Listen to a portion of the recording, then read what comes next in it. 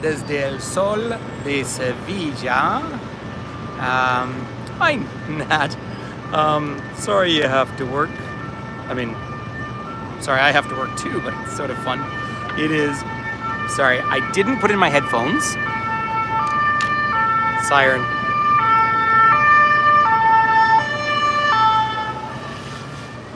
I didn't put in my headphones because there's so much ambient noise. I tend to think they suck up the noise. It won't be noisy for the whole trip because I'm going to go in on some of the narrow streets.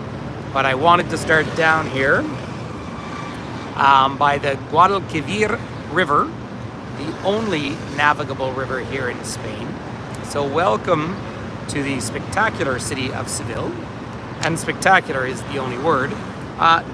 Troubling history, but an inland port, right? So this river empties out into the Mediterranean about, let's say about 100 kilometers from here, empties out into the Mediterranean. And from the very early days, they would actually have the ships come all the way up and make an inland port here. So that was the logic behind Seville, and that's what became its incredible wealth. So I'm going to show you a tower in a minute. I'm going to show you a boat where I did a little YouTube video quite recently. But the two things, well, the tower goes back to the days of the Moors. So remember, hi Diane. So you remember you had the conquest. The Romans come in to Iberia about 200 BC. And then that really creates what is kind of Spain today. But then the Moors, the Arabs, the Islamic states come all the way up to the center of this country. And then from Asturias down, the Catholic Spaniards reconquer what is Spain. And here it falls, hey Jay, hola, and here falls back to the Spanish Catholics in 1248. So it's fairly significant. And I'm going to show you a tower that is more like mid 1100s. So it was and then we'll go up and we'll see the big cathedral. So it's lovely to be here with everyone. But I also want to start, and I'm just going to switch the screen around right now, everyone. Hey, everyone who's joining. So you might have seen, I already did a video here today about this.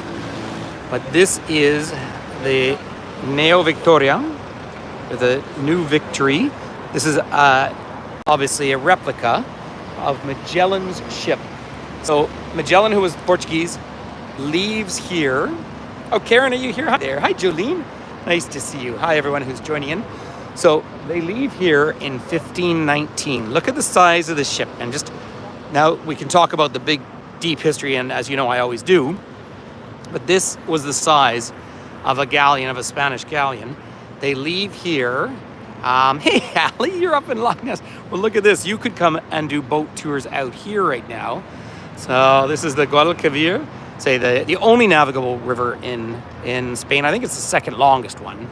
But this is the port. And have a look at a map of Seville at some point and realize how far inland we are. But just imagine. So Magellan and his crew leave from here in 1519. Magellan never makes it back. He's killed in the Philippines, as he really needed to be. Hi, Rose.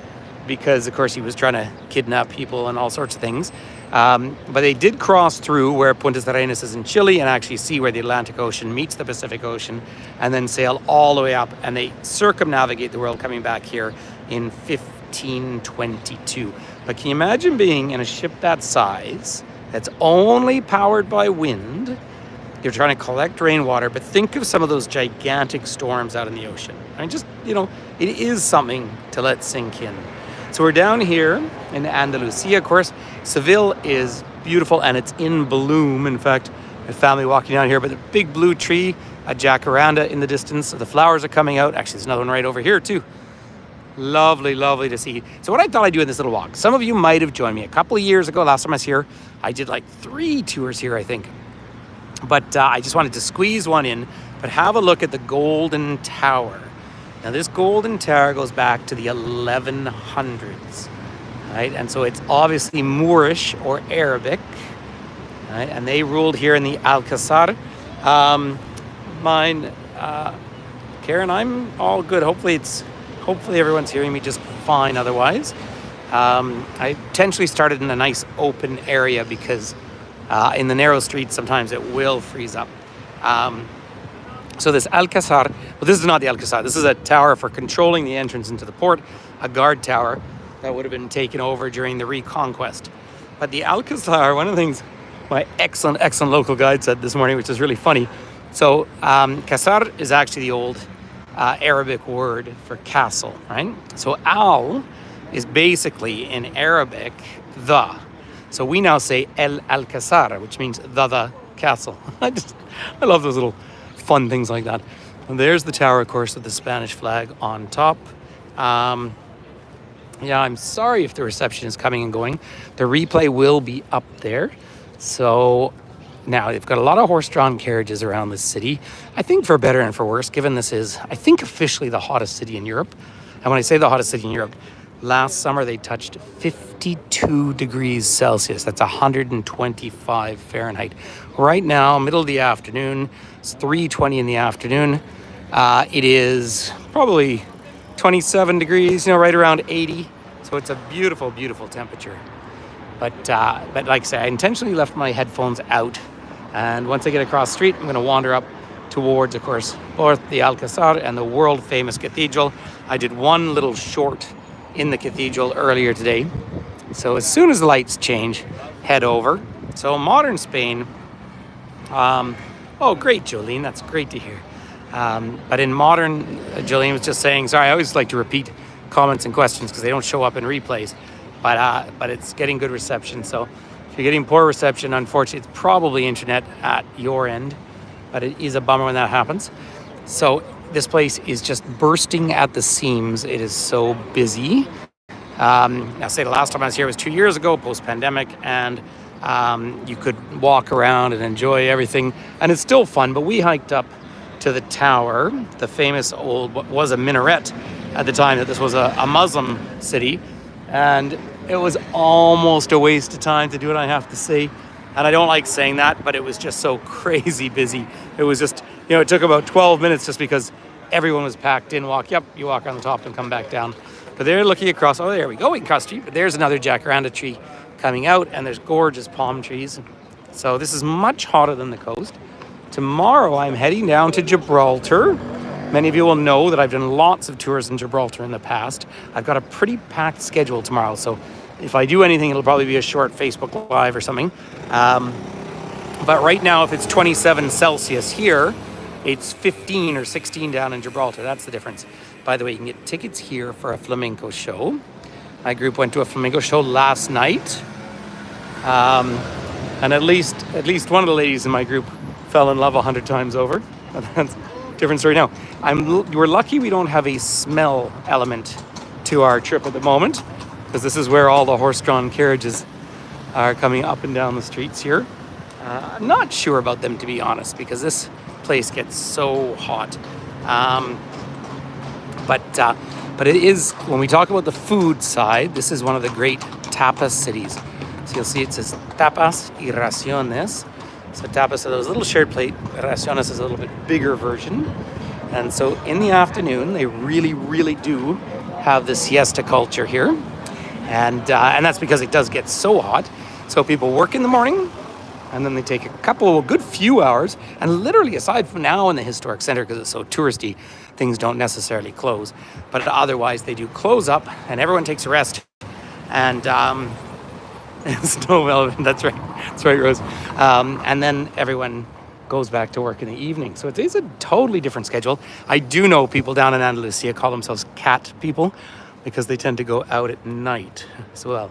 So for about 200 years, this would have been arguably one of, if not the wealthiest city in all of Europe. And let me just put that in some perspective. So we were in the cathedral today, and I hadn't been back in. The last time I was here, I just didn't bother going in, but I thought I'd go in today.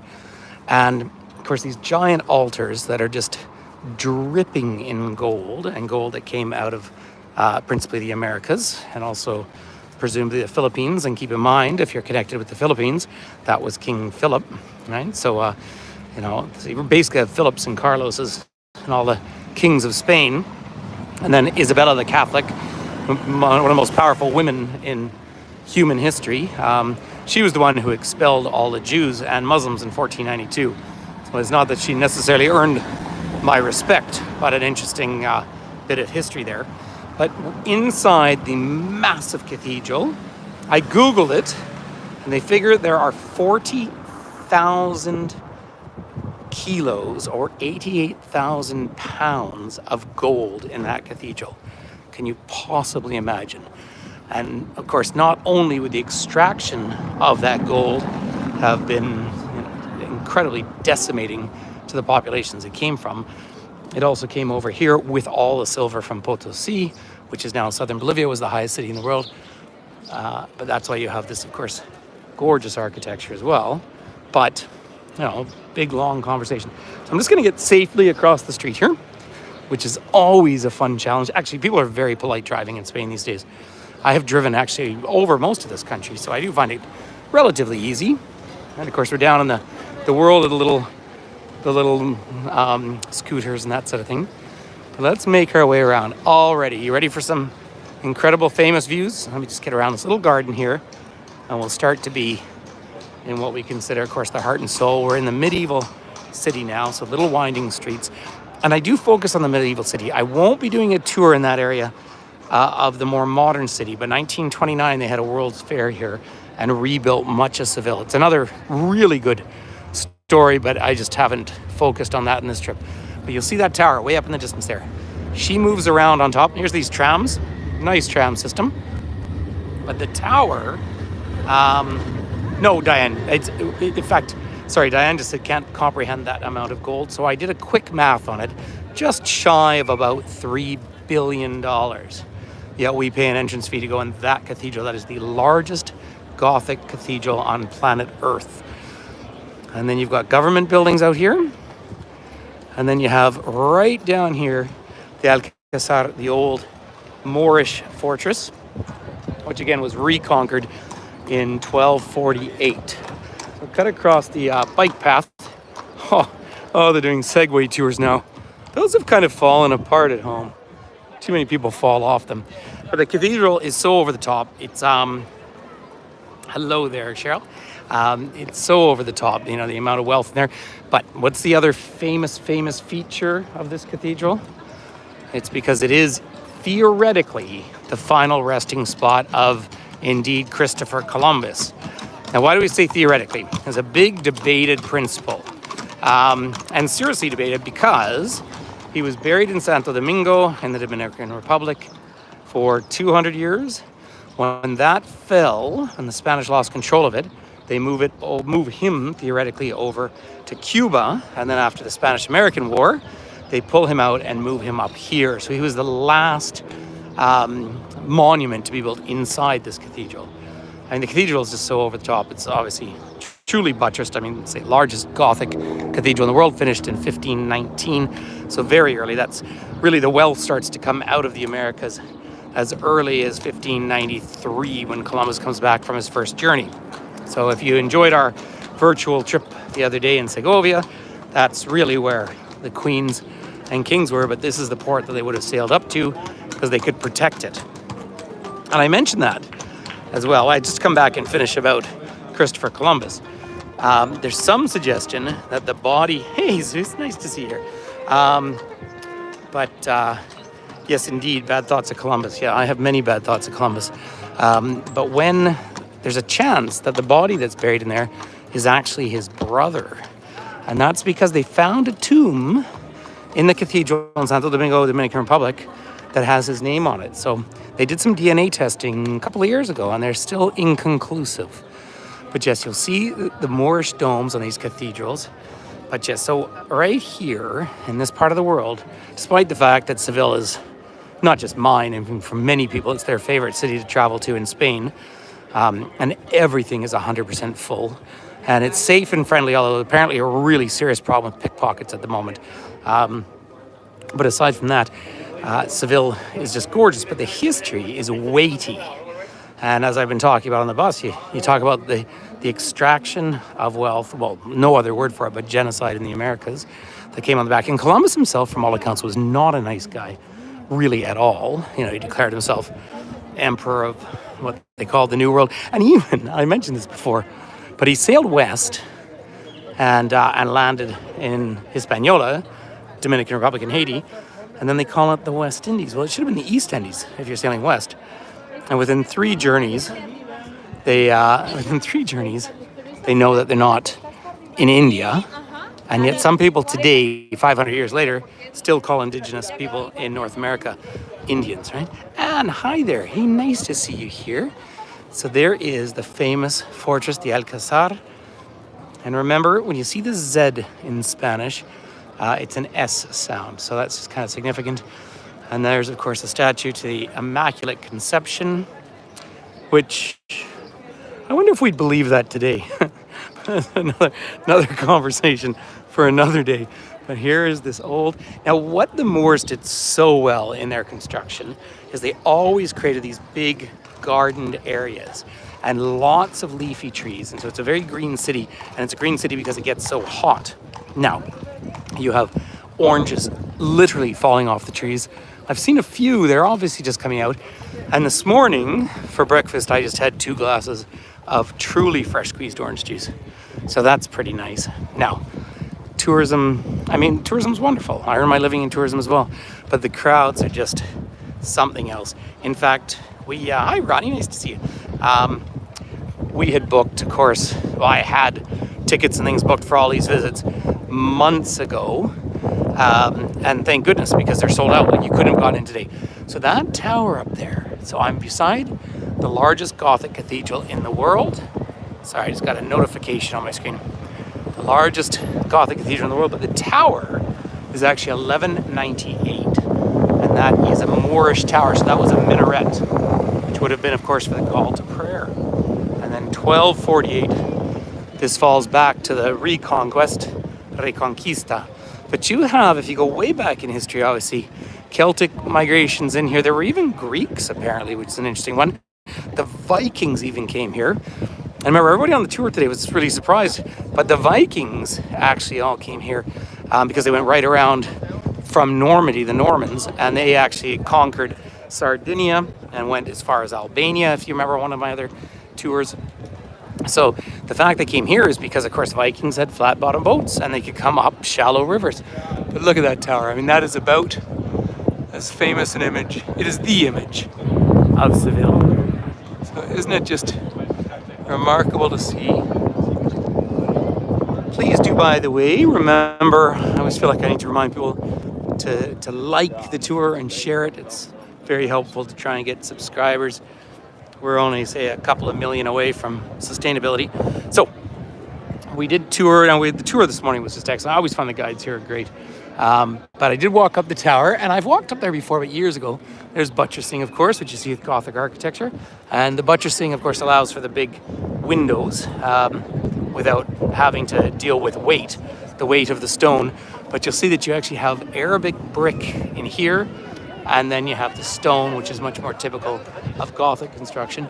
And then all the different crests of the different kingdoms at that time of Spain. So it's always a treat to be here.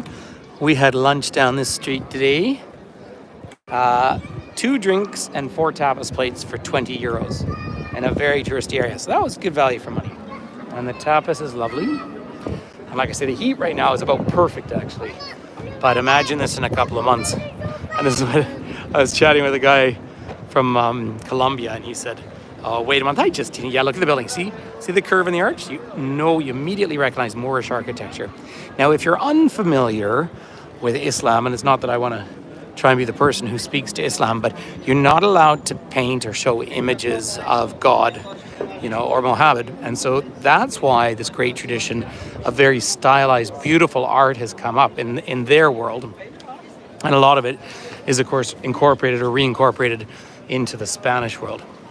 So it is lovely. Holy moly, there's a lot of people around.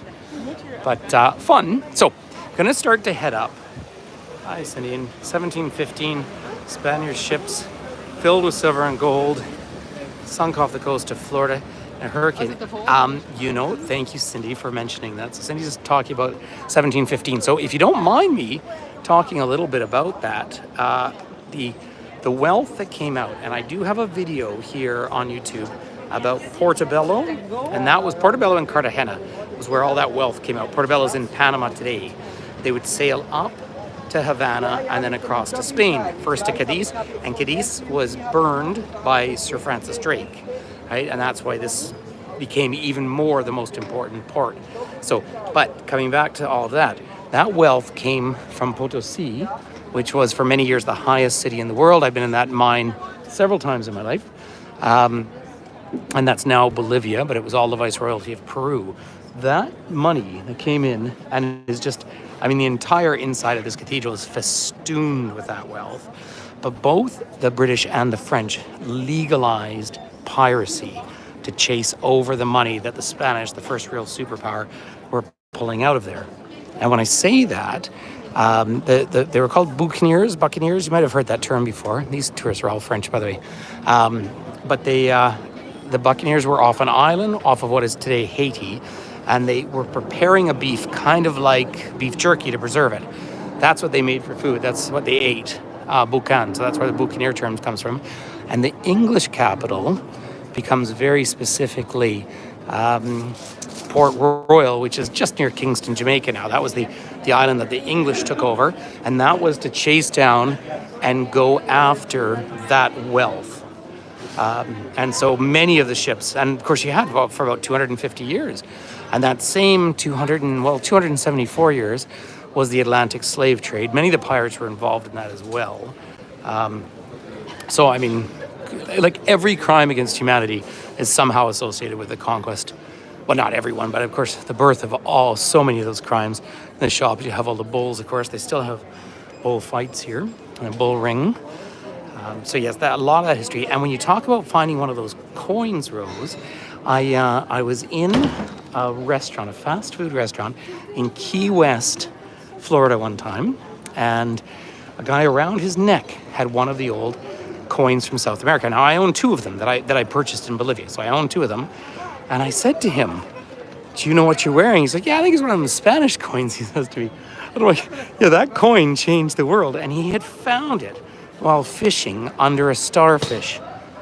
I almost wanted to offer him money for it. But now, moving away from some of that heavy history, look at this wonderful way to sit out and eat.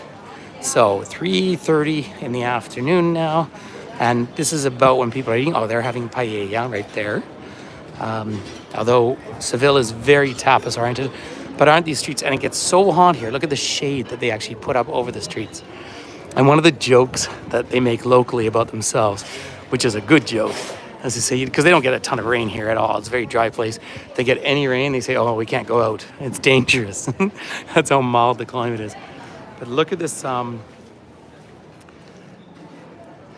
Jolene, it's a good question. I doubt that the question is, does the Green Cross acknowledge the Quinibas there? I'm honestly not sure, but the green flag is the flag of Seville.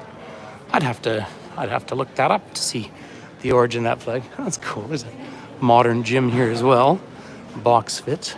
But just again and again, these sort of restaurants out here where you have the tapas, you sit down and you order a beer or whatever, and then they give you some tapas. That's right, Joe. Yep, 25 degrees. It's just about perfect. In the sun, I'd say I'm kind of on my limit for hot, to be honest. It's a very, very colorful city. And for lots of reasons. Great architecture. You can see I'm just wandering up through medieval streets. But some pretty nice clothes. I actually saw a shirt today that I thought I really would like that. But the problem is those light cotton shirts for this sort of climate, I never use them at home. Not that I wouldn't get one for future. I did in Madrid see a coin shop, but I didn't go back. I do want to just show this for 1 second here, because if I go down, this kind of silver you're seeing here, right? That's the kind of silver that would have come out of South America. And when I say that, when the Spanish encountered Potosi, maybe I need those boxers there, but when the Spanish encountered Potosi, they found 30 meters or something, 100 feet of the world's purest silver literally sticking out the top of the mountain. So by 1600, this very poor previous empire was the richest place on earth. I mean, by far. So really remarkable. Have you noticed all the tour groups coming by me? That's how busy it is through here. But these are so nice though, these medieval streets. See, for all the flamenco dancing. But who doesn't love nice narrow streets? I felt this a few weeks ago when I was in Venice. It was so nice to be in a city without cars for a change. But it seems like just about everyone is working one way or another in tourism here. That's not their fault, thank goodness, because this was back in the 2008-2009 financial collapse. Youth unemployment in Seville was over 50%. They still have some high chronic unemployment. Oh, I'll point out, Cheryl, when you said it was 25 degrees, this pharmacy sign up here, which is right in the sun, says 35. All right, that puts in some perspective. So yeah, just passing a nice clothing shop. But it's closed because siesta. So if I wanted to buy a shirt there. But we are leaving early tomorrow morning, leaving at 7 a.m. So it is not going to be a late night for me tonight, I tell you. And heading down to Gibraltar. Oh, isn't that nice? Some modern architecture. Oh, I think I'm around back of the university. Yeah. At the moment. Oh, no. Here's clothes you'll never see me wearing. Just in case you're wondering. Procession and papal clothes, or whatever you call them, priestly clothes. The deep history with the Catholic Church here is profound, and it's of course architecturally pleasing, but it's some pretty tough history, I must admit. Justina, you're having a laugh. By the way, Justina is coming to Japan with us in October, and there are 2 or 3 people on this trip who are coming to Japan as well. You'll be happy to know. So that's going to be really fun. I'm looking so forward to doing some virtual tours in Japan. So there's where you get the olive oils and the chocolates, all that sort of thing. But aren't these streets just fun and inviting? Oh, yeah, round back of another church up here, of course. Yeah, have you never, Rose, I don't know where you live. Yeah, you do see it in this part of the world. There's some spectacular tile work up there in that building. Do you know, I've been to, what do you call it, in Mexico City, where the Guadalupe, the most visited site in the Christian world. And of course, the whole streets are all the religious artifacts or religious things for purchase. Yeah, and you know what? I really do. Oh, you're in Ontario. Well, that's good. And you probably know, Rose, I live in Banff. So I'm still pretty Canadian, but I do speak fluent Spanish. And so I find Spain a very easy place to work. I find it an easy place to work anyway, because I enjoy the Spaniards. And I enjoy the country. Although I finally Googled it. I Googled what the current Jewish population is of this country. And it's somewhere between, it's at a pretty big span on Google, 13 to 50,000. This is a country of 50 million people, or 40 million people, 50 if you count Portugal, which I know is a different country. But given that all the Sephardic Jews were expelled in 1492, and it's a huge pork culture, so, anyone with Jewish roots, I think, feels a little uncomfortable around here. Not that I think you'd encounter real anti-Semitism today, but the history of it is pretty potent in this country. So, you do, Rose. Sorry, I see on YouTube. I don't see the chats quite as easily, or the names come up. But that's so nice. So there you get a sandwich and a drink for €7.50. So for my Canadians on board, that's about $11. That's pretty good value compared to our money in this day and age. But I did come down this street last night, and of course I had some cured meat, which was delicious. And it's fun, but it's all very accessible. And the inner part of the city is small. The air quality is good. Not a lot of industry around here. Bagels? I haven't seen a single bagel. It's a good question. It's not an easy place to... Being vegetarian isn't that hard, as long as being vegan would be very hard here. Being vegetarian wouldn't be too tough because there's a real cheese culture, and you can have a lot of these sandwiches with these vegetables in them, which are pretty spectacular as well. So I just want to get as far as this next square because I need to show you Las Sietas, which is this huge cover. I did a little video last night, like just a 1 minute one of this. And the structure's at the old Plaza Mayor, the main square, and it's wood. And we had to Google that to know that it was wood. Look at apartments for sale or rent. But the wood, the air moves down through it, but it creates shade. It's brilliant. By the way, if you talk about a meat culture, that's all the ham, right? That's all the Iberico ham and the Serrano ham, right? Which is, and I like it. Now my son doesn't eat any pork at all. I do when I'm here. I'm home. I'm mostly vegetarian, but I am finding I can feel it in my system that I've just had so much more salt than I normally do, and that's all the preserves. So, is what it is. And for 10 days, if I lived here, though, I would really have to moderate my diet for all sorts of just health reasons. But come and check this great spanning cover over here. And then I'll call it a day at that point. But I just wanted to bring everybody here to have a peek at this. By the way, anyone who is sending in, unfortunately with the light on the screen, I'm not actually seeing that well, but anyone who is, Karen, good question. Sorry, I'll do two things. Anyone who can make a contribution either through here or through our website is obviously much appreciated, because gradually growing this online presence, that's how we pay for it. No, the religious clothing I expect is for people who need to buy it because they wear it. Definitely not a tourist shop. Check this out. Have a look at this fabulous, interesting structure. And when you stand under it, it really is genuinely cool.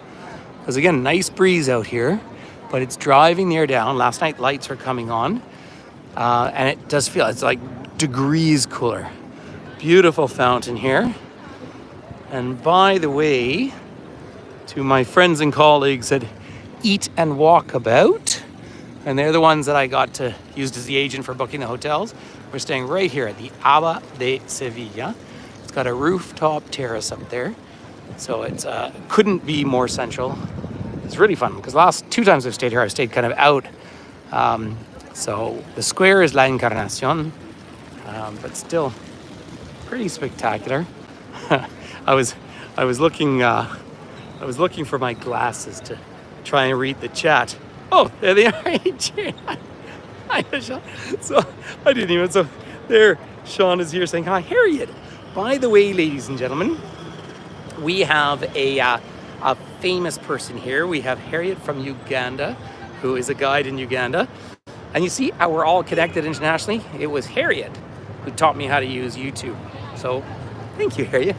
But do have a look at this. So right down here in the center, I'm just going to curve around and let you have a look at this fabulous formation up here. And you will see the I Love Sevilla.